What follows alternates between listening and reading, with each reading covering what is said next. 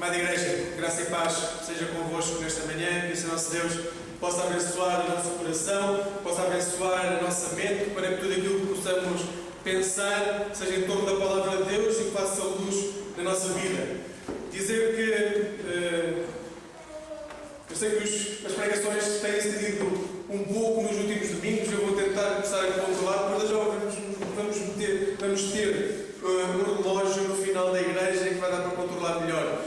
Irmãos, dizer-vos que nós temos falado muito sobre o diabo, certo?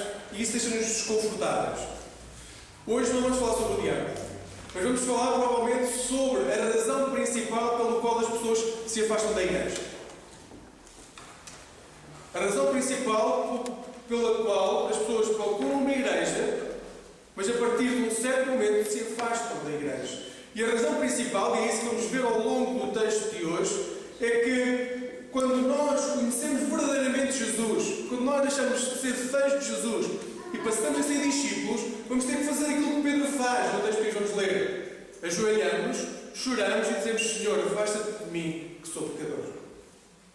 Não suportamos o peso do pecado, não suportamos aquilo que nós somos, e então afastamos-nos de Deus, afastamos-nos da igreja, afastamos daqueles que estão ao nosso lado, porque não suportamos não aquilo que os outros são, mas aquilo que nós somos, à imagem de Jesus. Isso vai ser aquilo que vamos tratar hoje, irmãos, sobre o tema sobre a tua palavra lançarei as minhas redes, que é aquilo que Pedro vai dizer a Jesus no livro de Lucas, no texto que hoje vamos ler. Vamos continuar a ler o livro de Lucas, que vamos acabar no final deste ano. Ainda falta um grande percurso. Hoje vamos ler o capítulo 5, versículos 1 a 11. E eu não sei se algum de vós ficou com aquilo que eu disse a semana passada na questão da Bíblia.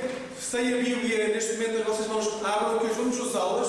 E vamos usá-las para compreender aquilo que não só estamos a dizer, mas os mapas que elas têm. Porque hoje vamos falar sobre a Galileia também. Dizer que para chegarmos ao ponto em que Pedro vai chegar, nós vamos ter que reconhecer aquilo que Pedro reconheceu. Que Jesus é Deus. Como é que nós reconhecemos que Jesus é Deus? Bem, através dos seus atributos. Como é que nós reconhecemos alguém como sendo aquilo que ela é? Pela identidade que tem, pelos atributos que tem. Como é que o povo de Israel reconhecia Deus? Peço desculpa. Pelos atributos de Deus. E talvez os atributos mais importantes, se forem ao Antigo Testamento, há muitos atributos de Deus. Mas os mais importantes, aqueles que eu diria que não podem faltar quando nós falamos de Deus, é que Deus é um Deus vivo e verdadeiro. 1 Tessalonicenses 19, 1:19. É a fonte de toda a verdade. João 18:37. Aqui podíamos resumir aquilo que é Deus, mas há alguns atributos mais específicos. Por exemplo, Deus é omnipotente, ou seja, Deus está em todo o lugar, Deus está em tudo aquilo que nós possamos imaginar. E é por isso que dele é o poder e a glória. É porque Ele tem poder sobre tudo, sobre o mundo físico, mas também sobre o mundo espiritual. Não há nada que escape ao poder de Deus. Porque se houvesse, Ele não era Deus. Não era o Deus de Abraão, Isaque e Jacó. Não é o Deus do Antigo Testamento. Seria outro Deus. Mas não seria o Deus em quem nós acreditamos. Deus é o Messias. Deus sabe tudo. Aquilo que agora estão a pensar, Deus sabe.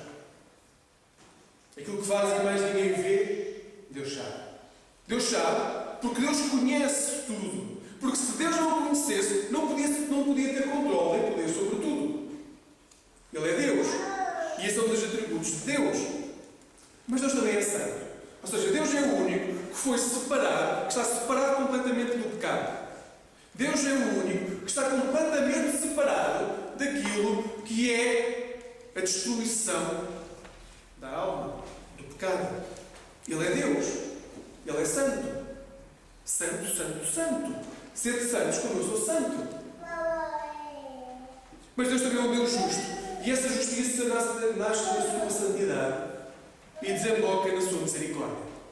Ou seja, se a justiça de Deus tivesse por base os nossos méritos, se a base da justiça de Deus fosse os nossos méritos, nós estaríamos desgraçados. Porque nós mereceríamos todo o castigo que podemos imaginar e mais algum.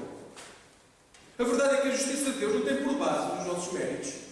tem por base a sua santidade e o amor, a sua misericórdia por nós. Por isso, Ele é misericordioso, a sua justiça tem por base aquilo que Ele espera de nós, o melhor que Ele espera de nós. E nós vemos isso na cruz de Cristo, na cruz do Calvário. Ele ama-nos até tal ponto que a sua justiça esbarra constantemente na sua misericórdia. Por isso, no tempo de Jesus, as pessoas conheciam estes atributos. Deus era este Deus, era Deus que possuía estes atributos, porque se não tivesse estes atributos, não era Deus. Assim, quando as pessoas olham para Jesus, começam a ficar confundidas, porque os atributos que eram de Deus começam a manifestar-se em Jesus.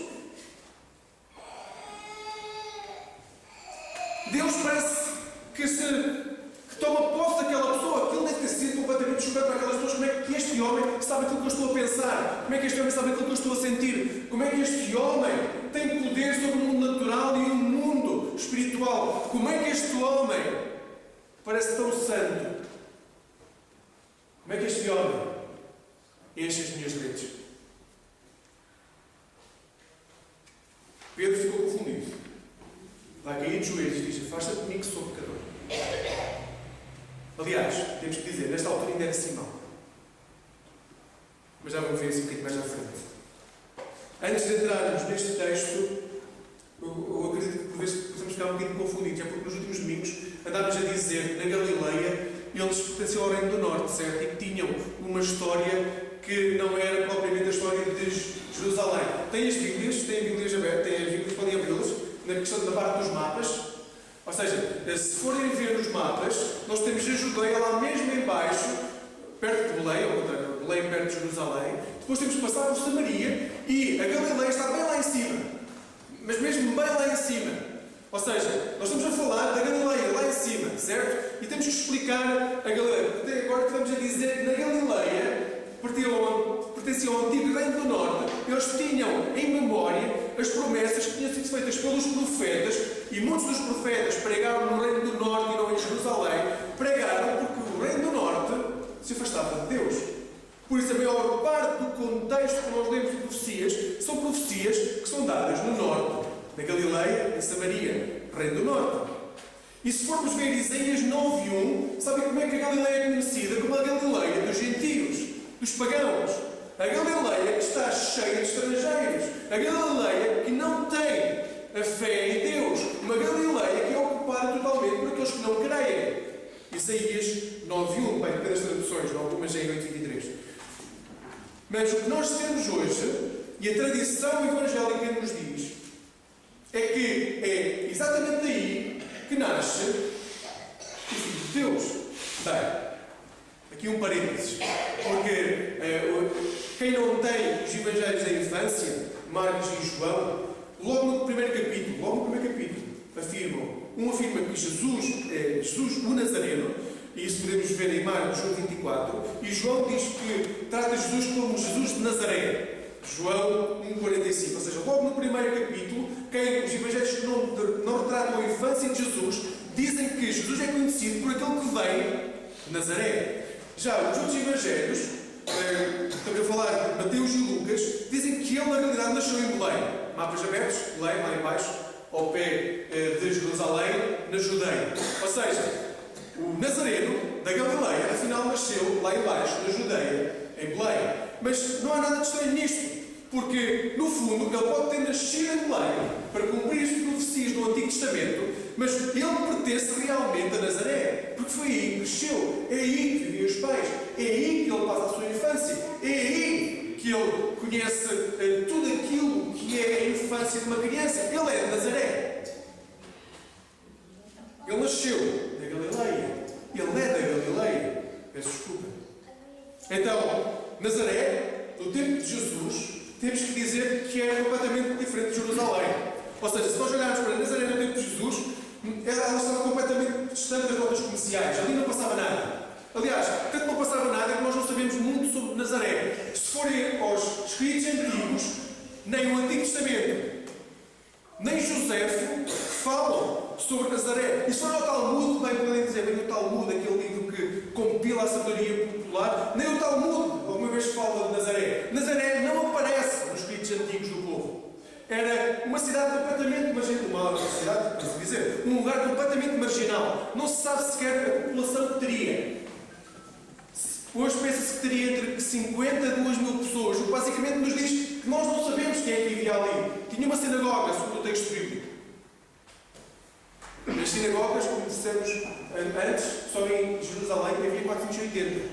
Por isso, não sabemos muito sobre Nazaré. O que sabemos é que fica a 6 km de uma cidade que é Séforis. E Séforis foi completamente destruída pelo Império Romano no quarto ano antes de Cristo e pelo governador que na altura era o governador da Síria. Isto é importante dizer porque depois foi completamente reconstruída. E durante muito tempo, Séforis, a 6 km de Nazaré, onde Jesus vivia, foi a capital da Galileia. E foi a capital da Galileia. Jesus está em Nazaré, certo? Mapas, Nazaré, no meio das montanhas. E a 6 km está a capital do Império. Um capital do Império que era muito influenciado pela visão grega daquilo que era a cultura. Tanto que no ano 19, depois da nossa era, essa capital é trasladada para Tiberíades. E Tiberíades, um bocadinho mais abaixo, perto de Cafarnaum, o que vai ser é uma capital que vai juntar a cultura grega e a cultura judaica. Ou seja, vai ter um anfiteatro grego, vai ter as sinagogas judaicas e vai ser a capital do Império. E Tiberíades, para verem qual era a mistura que existia na Galileia, Tiberíades foi consagrada, o seu nome vem da consagração ao Imperador Tibério. Estou a imaginar o povo judeu, que era tão zeloso da sua fé, vai dedicar uma cidade ao Imperador de Roma que adora outros deuses. É neste ambiente que Jesus nasce. E é importante nós conhecermos este ambiente, porque é neste ambiente que Jesus vai falar àquelas pessoas. É neste ambiente que Jesus vai dizer o que é que está correto e o que é que não está correto. E vamos compreender porque é que as pessoas se convertem ou não se convertem. Há que dizer, mapas abertos, ainda tem os mapas abertos, normalmente está no final da Bíblia. A Galileia, depois de Herodes o Grande, Herodes temos que dizer, nós não gostamos nada de Herodes, certo? Herodes foi terrível, porque do ponto de vista bíblico, aliás, as próprias fontes não bíblicas descrevem Herodes o Grande como uma pessoa no mínimo má.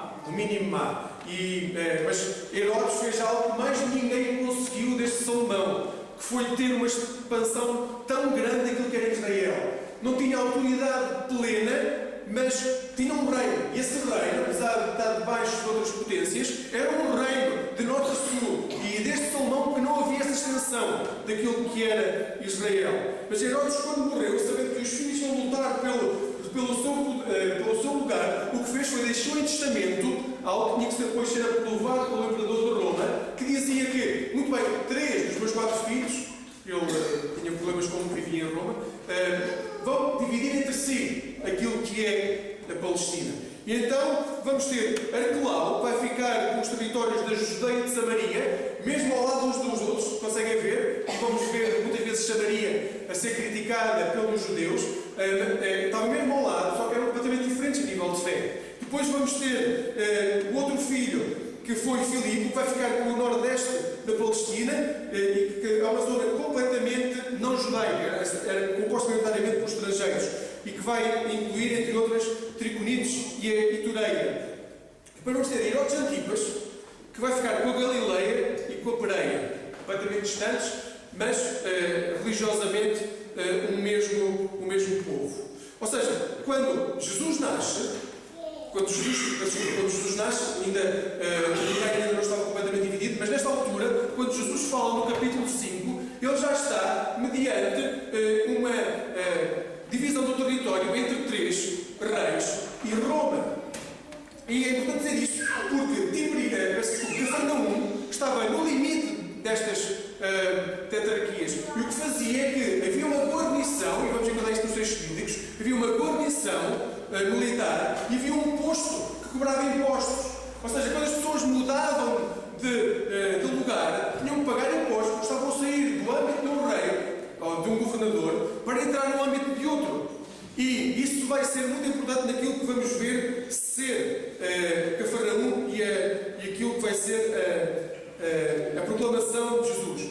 Agora, a cidade dos gentios, Galileia, local dos gentios, nós temos que dizer que nós temos que compreender isto, e eu sei que às vezes temos falado muito e não temos falado muito de história, mas nós temos que compreender a história do povo de Deus para saber aquilo que se passa. No século II a.C., o Império Grego caiu. Foi desmoronado. E os itureus conquistaram a Galileia. Nessa altura, os judeus, que eram poucos, que viviam na Galileia, pediram ajuda aos macabeus. Aconselho-vos a ler os livros dos macabeus, nas Bíblias interconfessionais, ou então na Bíblia Católica. Leiam, porque é a história do povo. Os judeus que viviam na Galileia pediram a Jerusalém, aos macabeus, que os salvassem dos itureus. E no segundo século, os macabeus foram buscar todos os judeus da Galileia e levaram-os para a Judeia. Ou seja, a Galileia ficou, na realidade, só com estrangeiros, só com aqueles que não professavam a fé do Antigo Testamento. Mas isto mudou cerca do ano 100, quando este povo, debaixo de Aristóbulo I, ficou um povo unido. A Judeia voltou-se a unir à Galileia. E vamos ver que, mais tarde, no ano 62, debaixo da reestruturação do território, já debaixo de Roma, uma das condições de Roma era que as cidades que não tivessem fé judaica não podiam ficar debaixo do poder do sumo sacerdote. E isto fez com que cidades que eram helenísticas, que eram gregas, saíssem debaixo do poder de Jerusalém. Mas a Galileia foi um dos territórios que ficou debaixo do poder de Jerusalém. Porque quando houve a reconquista, perto do ano 100, uma das obrigatoriedades que colocaram para os habitantes da Galileia é que todos fossem circuncidados. E em 40 anos, aqueles que foram circuncidados, os itureus que foram circuncidados, converteram-se ao judaísmo. Quando chegou Roma no ano 63, reconstituiu o território e disse: muito bem, agora, se vocês são judeus, ficam debaixo do poder do sumo sacerdote, se não só não ficam. Aquele povo era judeu. Tinha uma história por trás, tinha profecias por trás, tinha aquilo que eram os profetas por trás, mas estas profecias não tinham sido cumpridas. Continuavam a viver à espera do Messias. Continuavam sem perceber aquilo que estava a passar. Nós estamos a falar de 100 anos de guerras atrás de guerras. Estamos a falar de 100 anos no qual eles mudaram constantemente a população daquilo que eram as suas cidades. E chega ao ponto em que deveria ser a capital do Império é em ouro do Imperador de Roma. Mas mesmo assim continuam a ser judeus. É nesse contexto que hoje vamos ler Lucas 5, 11. Jesus está a falar para um povo que sofreu imenso, que mudou a sua identidade a cada 50 anos. Nós aqui conseguimos manter as igrejas quando têm 50 anos, as igrejas ficam orgulhosas. Agora imaginem, em cada 50 anos, as igrejas serem destruídas devido à sua identidade. Esta igreja tem essa história há 50 anos atrás, há 60. O quão difícil foi. Agora imagine um povo inteiro a mudar de identidade porque os governantes mudam. É estas pessoas que Jesus está a falar. Lucas 5, 1 a 11. Lucas, capítulo 5, versículo 1 a 11. Se Deus, que esta palavra que foi lida possa ser a palavra que entra no nosso coração e nos molda a tua imagem e semelhança. Possamos aprender com a história que tens para nós, com a história da salvação que tens para nós, e possamos fazê-la nossa. Por Cristo Jesus. Amém. Como é que nós conhecemos que Jesus é Deus? Pelos atributos que demonstra. Foi assim que Pedro ficou completamente pasmado. Foi assim que Pedro ficou completamente sem saber o que pensar ao ver aquilo que Jesus tinha feito. Só uma chamada de atenção para o último versículo do capítulo 4. Lembra-se, a semana passada nós falámos que Jesus andava na Galileia, lá em cima, e depois o último versículo diz uma coisa que nós não ligámos muito a semana passada. Diz que, bem, toda a atividade de Jesus é na Galileia, em Cafarnaum, Jesus anda por aí, mas depois o último versículo, só um versículozinho diz: e Jesus pregava pelas sinagogas da Judeia. Mapas? Mas Judeia e Galileia tem que se passar por Samaria, fica bem distante. Irmãos, só dizer-vos que, quando isso acontece, há duas possibilidades para esse texto aparecer dessa forma. Primeiro, as sinagogas da Judeia podem significar as sinagogas nos quais os judeus se congregam. E nessa perspectiva, as sinagogas que existiam na Galileia também eram sinagogas da Judeia. A outra opção, que também poderá ser válida, é que Jesus, antes de começar, Jesus ainda pregava-se sozinho. Jesus andava sozinho, não tinha discípulos. A outra possibilidade é que Jesus tenha saído da Galileia e tenha percorrido todo o Israel antes de voltar à Galileia para levar o seu ministério de forma mais consistente. Pessoalmente, e devido àquilo que é o livro de Lucas, que nos vai falar entre o versículo 5 e o versículo 7, constantemente de pessoas que vêm de fora da Galileia para conhecer Jesus, e só nesses 3 capítulos há 3 expressões de Lucas que diz que vieram da Galileia, que vieram de Sidom, que vieram de fora de Israel, da Galileia para ver Jesus. Eu inclino-me à primeira opção. Que Jesus, no fundo, o que ele fazia era pregava em tudo aquilo que eram sinagogas onde se encontravam os judeus. E isso vai fazer com que nós percebamos porque é que aquelas pessoas já lhe davam tanta importância. Jesus tinha sido convidado para a casa de Simão, certo? Tinha curado em uma pessoa. E este texto diz-nos que imensas pessoas o perseguiam de tal forma, apertavam-no tanto, que ele teve que sair ao pé das pessoas. Ele não conseguia ensinar. Jesus, que estava a colocar o seu ministério debaixo da palavra, ele não conseguia ensinar, as pessoas apertavam-no. E então, quando ele vai a caminhar junto ao lago de Genezaré, também conhecido como o lago de Tiberíades ou o mar da Galileia, quando aparecerem estes 3 nomes, falam exatamente da mesma realidade. Jesus vê 2 barcos na borda e pede a um deles, no qual está Simão, que é de Simão, que tem como companheiros Tiago e João, que o levem para a margem, para perto da margem, dentro da água, para ele poder falar às pessoas. E Simão, que já o conhecia da cura da sua sogra, faz isso, faz com que ele entre, leva-o para perto da margem, para ele falar às pessoas, sem estar apertado. E nesse ensino, Tiago, João e Simão vão escutar também aquilo que Jesus está a dizer. E é nesse momento que a transformação começa a acontecer. Ele já conhecia Jesus. No fundo, eu acho que ele era fã de Jesus. Aquelas pessoas eram todas fãs de Jesus. Jesus tinha feito coisas extraordinárias. Tinha expulsado demónios que reconheciam Jesus como Filho de Deus. Tinha curado pessoas. Todas as pessoas que chegavam ao pé de Jesus, Jesus curava. Jesus tinha feito coisas realmente extraordinárias. E ensinava. O texto hoje diz-nos, as pessoas já o seguiam, não por causa disso, mas porque ele pregava a palavra de Deus. Já era reconhecido em Jesus o poder de falar em nome de Deus. As pessoas reconheciam isso. E então sobem para o barco. Jesus sobe para o barco e vai ensinar. E durante esse tempo de ensino, as pessoas ficam satisfeitas, vão-se embora e depois, no final, Jesus diz a Simão: mas olha, porquê é que não voltas para o lago para pescar?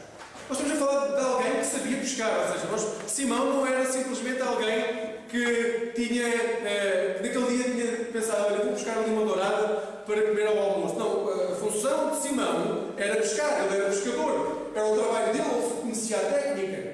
Tiago e João conheciam a técnica, ou seja, eles sabiam onde é que o peixe estava em determinadas horas do dia, ou da noite, o texto diz da noite, porque o calor era tanto durante o dia que muitas vezes a pesca era só durante a noite.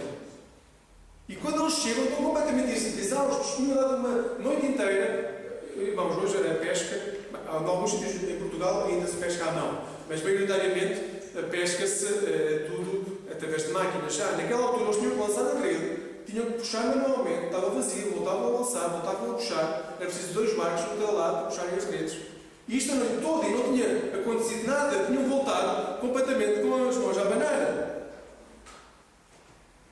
gostava de vos dizer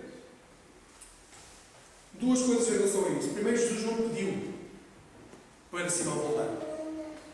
Jesus ordenou que Simão voltasse.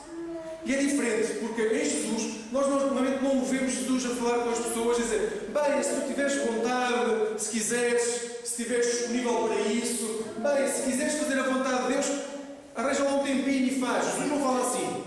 A autoridade de Jesus é tal que Jesus, quando fala com as pessoas, diz: faz. Faz. Eu digo-te para fazeres, faz. E as pessoas reconheciam essa autoridade. Pedro reconhece essa autoridade. Porque a segunda coisa deste texto que vos quero chamar a atenção é que Simão obedeceu. Jesus continua a falar com a autoridade hoje. A pergunta que temos de fazer é se Simão, tal como Simão, que apesar do cansaço, de uma noite terrível, numa noite em que não conseguiram nada, Simão, escutando a ordem de Jesus, voltou. Se nós temos essa capacidade de voltar quando passamos por situações tão complicadas na nossa vida, quando vivemos momentos tão agressivos na nossa vida, quando estamos tão perdidos, quando estamos completamente cansados, e Jesus vira-se para nós e diz: volta lá. Mas agora faz como eu te vou dizer. Conseguimos nós responder como Simão respondeu? Conseguimos nós dizer: sim, é verdade, eu tentei com a minha técnica, eu tentei à minha maneira, eu conheço a técnica.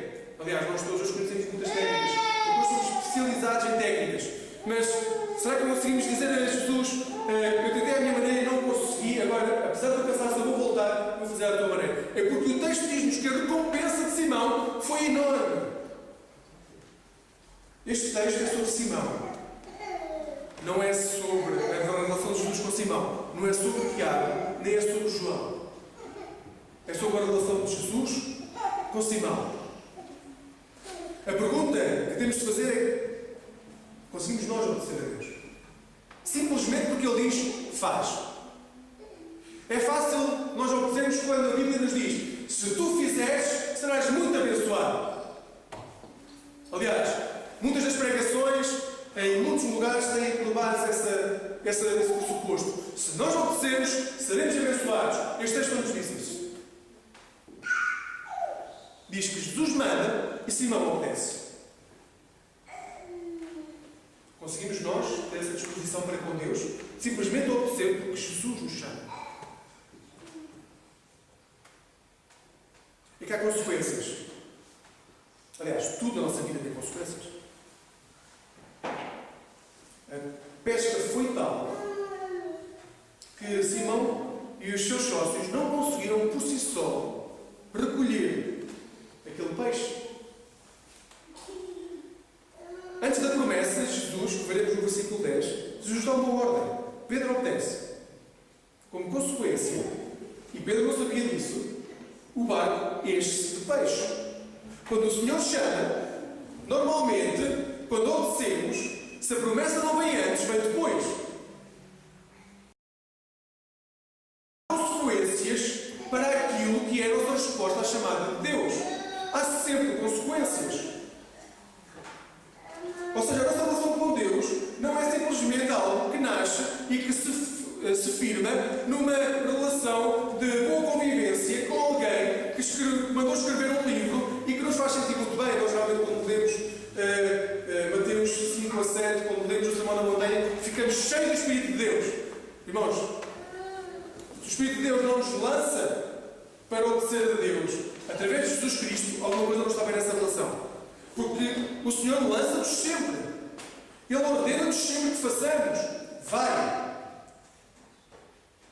Quando nós não fazemos, quando nós não obedecemos, nós estamos a tratar Jesus como um bom filósofo que na realidade teve pensamentos excepcionais. Que nos enche as medidas. Mas que não muda a nossa vida. Continuamos a ser fãs de Jesus. As redes regressaram cheias. O problema de Pedro não era que ele não era um pescador. O problema de Pedro era que não havia peixe. O problema de Pedro não era que não soubesse pescar. O problema de Pedro era que não havia peixe naquele lugar para pescar. E então veio um homem que já tinha curado a sua sogra, que já tinha expulsado demónios, que já tinha curado as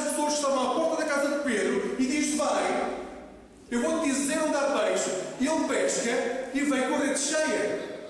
Porque Simão obedeceu.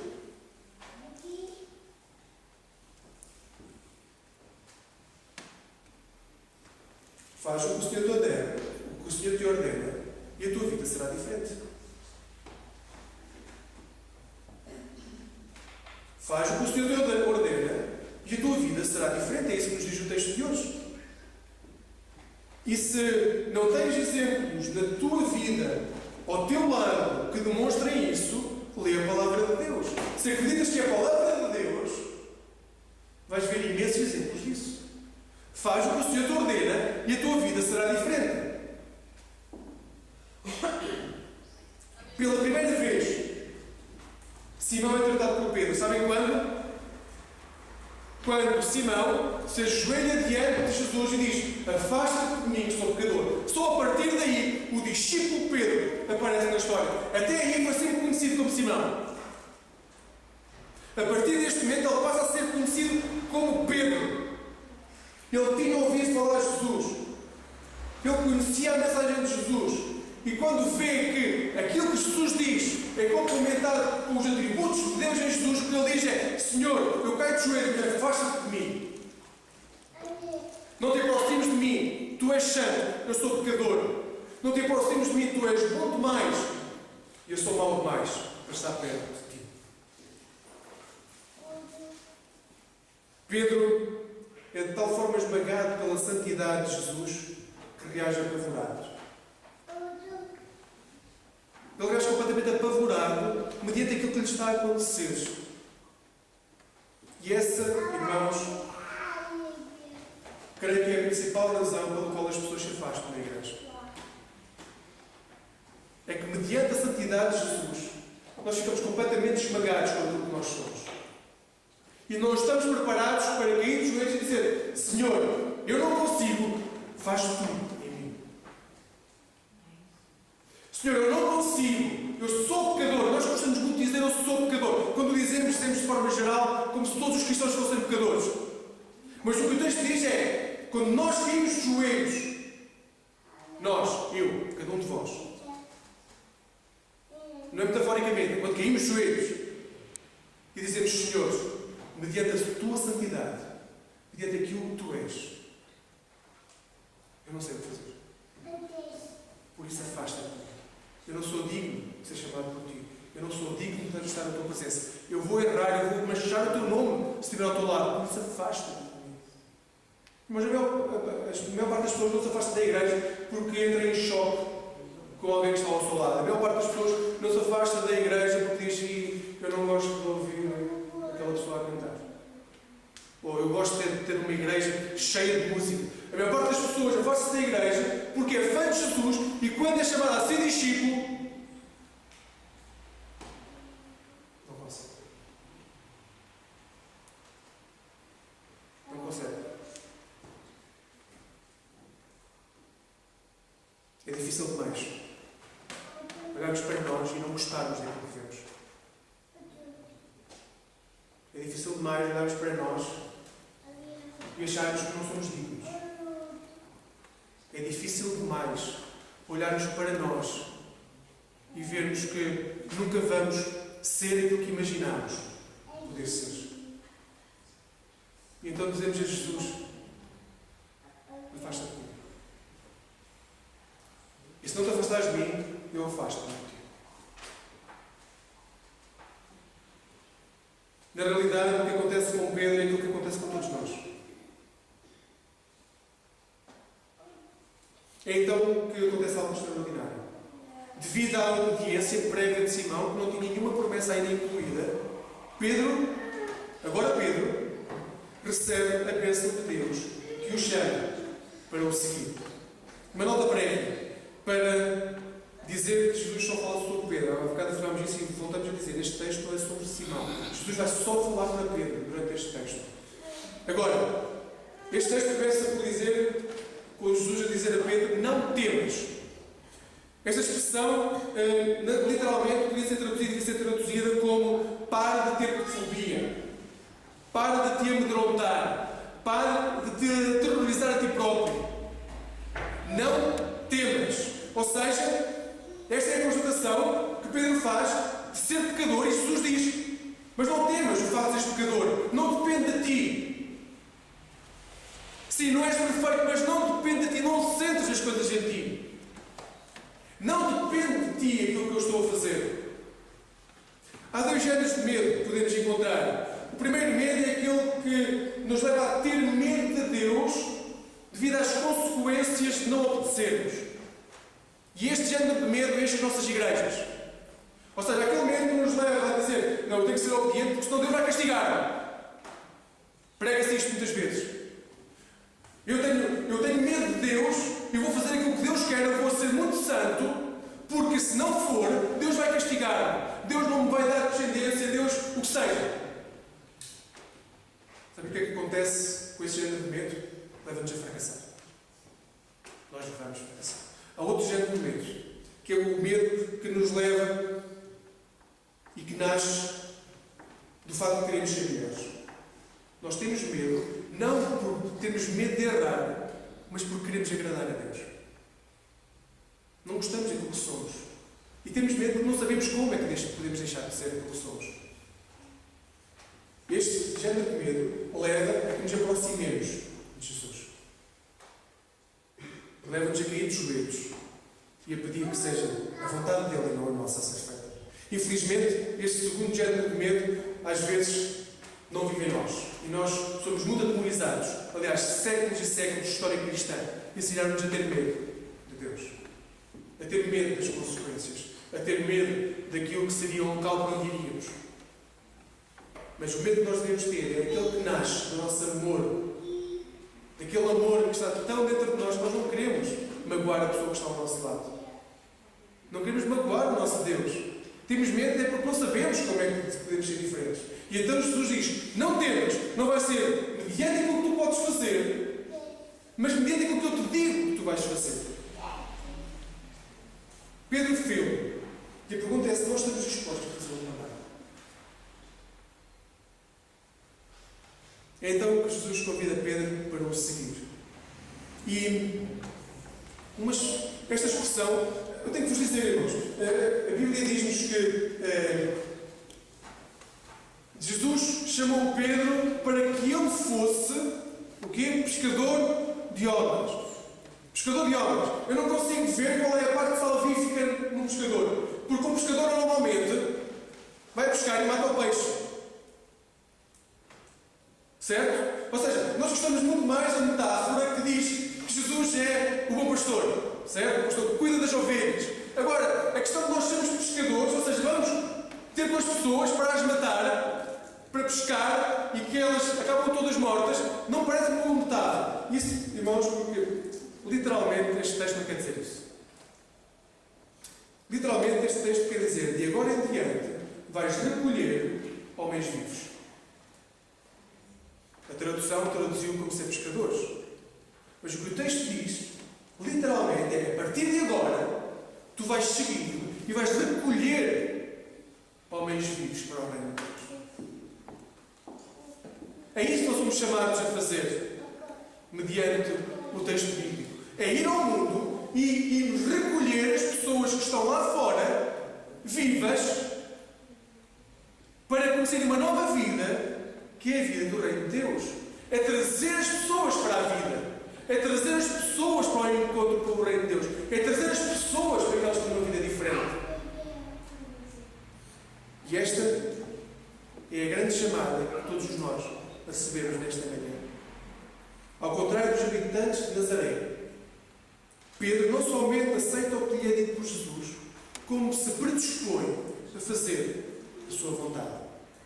Ele aceita que aquilo que ele diz é verdadeiro, mas mais do que isso todos os fãs fazem. Ele aceita aplicar isso à sua vida. E isso só os discípulos é que fazem. E esta é a história. Esta é a história que encontramos hoje. Antes, Pedro encontrava-se de vez em quando com Jesus, nas sinagogas, em casa, cruzava-se com ele, tinham-o visto a fazer com que a febre alta da mãe da sogra desaparecesse, mas houve um momento em que ele deixou de ser fã de Jesus, deixou de se encontrar simplesmente com Jesus e passou a seguir Jesus. A pergunta é: em que fase é que nós estamos? Ainda somos aqueles que nos cruzamos com Jesus na sinagoga, que nos cruzamos com Jesus quando alguma coisa realmente corre bem na nossa vida e nós dizemos: Jesus, realmente fiz algo extraordinário naquela pessoa e eu fui testemunha. Nós somos fãs de Jesus ou somos discípulos de Jesus? Nós ainda estamos naquela fase de nos cruzarmos com Jesus de vez em quando, ou estamos dispostos a dizer: eu agora vou seguir-te. Onde quer que eu esteja, eu vou seguir-te. E vou fazer aquilo que tu me pedes. Vou recolher para ti vidas de homens e Deus. Onde quer que eu esteja. Esta foi a principal missão. Simão, na altura, podia dizer a Jesus: obrigado, Senhor. Na realidade, fizeste durante 1 ou 2 dias eu não tenho que pescar. Porque realmente é tanto peixe que eu, durante 2 ou 3 dias, posso descansar porque tenho peixe suficiente para vender. Mediante a maior pesca que alguma vez Simão teve, o que ele faz é dizer: isto nada interessa. Largou tudo. Largou tudo, deixou tudo para trás. A sua técnica ficou para trás. Ele passou a fazer aquilo que Jesus lhe dizia. Como Jesus lhe dizia. E o que vemos neste texto, que antecipa um bocadinho aquilo que vai ser Pedro ao longo de todo o Evangelho de Lucas, vai ter a figura de discípulo principal, quase como se fosse o líder dos discípulos em Lucas. Nós vamos ver que, mediante esta resposta de Pedro, Tiago e João, filhos de Zebedeu, ao ver também os atributos de Jesus, seguem Jesus. São os 3 primeiros discípulos. Começa aqui o colégio apostólico de Jesus. Agora, será que já chegaste a esse momento de dobrar o joelho e dizer a Jesus: Senhor, afasta-te de mim, porque sou pecador? Eu diria que nenhum líder de igreja pode ser líder se não conhecer este momento. Nenhum líder, seja em que área for, pode ser líder de igreja se ainda não dobrou o joelho e ainda não disse: Senhor, eu não sei como. A minha vida está um bocado mal, eu não sei como. Eu não sou digno. Se não há pastor, posso ser pastor se não passou por este momento. Não há líder de conselho ou conselheiro que possa ser conselheiro se não passou por este momento. Não há sequer a pessoa que canta ou a pessoa que está à porta. Se não passou por este momento, não pode ser líder de igreja, porque ainda continua a ser fã de Jesus. E Jesus não precisa de fãs. Precisa de discípulos. Quer discípulos. Chama discípulos. São esses que vão dar testemunho de Cristo. São esses que vão fazer com que as igrejas voltem a ser o centro da pregação. São esses que vão fazer com que a vida das pessoas, onde vivemos, onde trabalhamos, sejam diferentes. Deixaram de ser fãs e passaram a ser discípulos. Em que fase da vida é que nós estamos?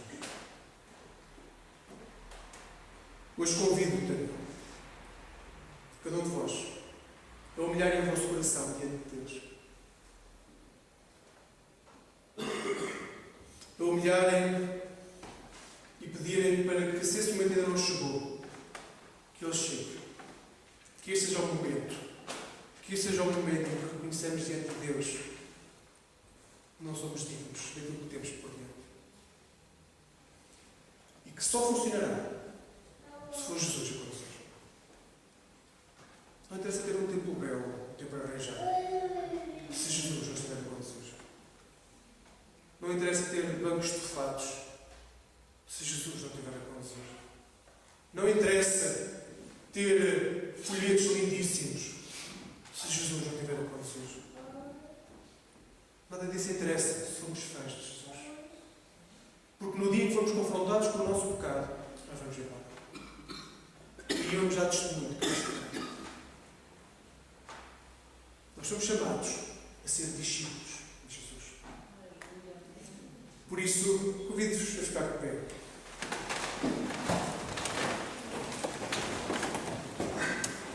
Na realidade, nós estamos com o coração ligado aos sentimentos, mas tudo vem da nossa mente, mas de forma metafórica. Coloquem a mão no vosso coração. Mais ou menos, nós estamos com o coração às vezes está à esquerda demais, mas metaforicamente também. Coloquem a mão no coração. A quem é que ele pertence? Isto que está a bater dentro de vós, a quem é que pertence? Pertence a Cristo pensa a vossa vontade. Coloquem a mão no coração e perguntem a quem serve esse coração. A quem realmente serve. A quem serve vós nesta manhã. A maioria já fomos batizados. A maioria dos cristãos já foram batizados. Mas ainda há fãs demais e discípulos grandes. Quem é que tu queres ser nessa história? As igrejas estão sempre abertas para fãs e discípulos. Mas enquanto forem fãs, não vão descobrir a graça de Jesus. Não vão. Enquanto forem fãs, não vão descobrir a misericórdia de Jesus. Enquanto forem fãs, não vão descobrir a paz de Jesus. Por isso, nesta manhã, convido-te a seres discípulo de Jesus. Que o coração que bate no teu peito, que a mente que está na tua cabeça, te faça aceitar Jesus Cristo. Estás neste lugar, Jesus já te convidou. Se estás neste lugar, Jesus já te convidou. E a diferença não vai ser a diferença exterior que vais transmitir quando saís deste lugar. Vai ser aquilo que sentes quando saís deste lugar. E tu, quando saís deste lugar, vais descobrir se és fã ou discípulo. Daqui a meia hora, pensa em quem és. E vais descobrir se és fã ou discípulo. Tal como Pedro. Tantas vezes nós consideramos um discípulo que é muito católico. Mas que, tal como Pedro, possamos dobrar o nosso joelho e aceitar Cristo como nosso Senhor. Vamos orar. Senhor Deus, custa-nos, na realidade, olhar para o nosso pecado, e nós temos uma tendência tão grande em resistir à tua chamada. Hoje continuamos a resistir à tua chamada. Continuamos a não compreender o que é que este texto nos quer dizer. Mas o que pedimos, Senhor, é que sejas tu a entrar no nosso coração, que sejas tu a derrubar as barreiras que existem no nosso coração, que sejas tu a derrubar aquilo que nos afasta de ti, que sejas tu a dobrar o nosso joelho, Senhor Deus, que não sejamos nós, não sejamos aquele que fica no centro do templo a bater-se, achar que somos bons demais. Senhor, dobra o nosso orgulho, a nossa certeza, e faz-nos discípulos teus. Faz com que, ao sair deste lugar, nós possamos ser reflexo da tua bondade, reflexo do teu amor, reflexo da tua mensagem. Possamos nós viver todos os dias conscientes de que temos um Deus que é um grande Deus, que temos um Senhor que é maior do que todos os senhores deste mundo, que temos um Rei que destrona todos os reinados deste mundo. Senhor Deus, que nesta manhã te possamos aceitar verdadeiramente no nosso coração como Senhor e como Salvador. Que a partir deste momento possamos dizer: não interessa aquilo que eu quero, faça a tua vontade. Toca o coração de quem mais chove. Toca o coração daqueles que nesta manhã estão neste tempo e que sofrem verdadeiramente por falta de esperança, falta de amor, solidão. Senhor Deus, preenche o vazio que nenhum ser humano está a conseguir preencher. E se for preciso, Senhor Deus, primeiro dobra o nosso joelho para que nós possamos pedir isso. Por Cristo Jesus, já teremos nas tuas mãos.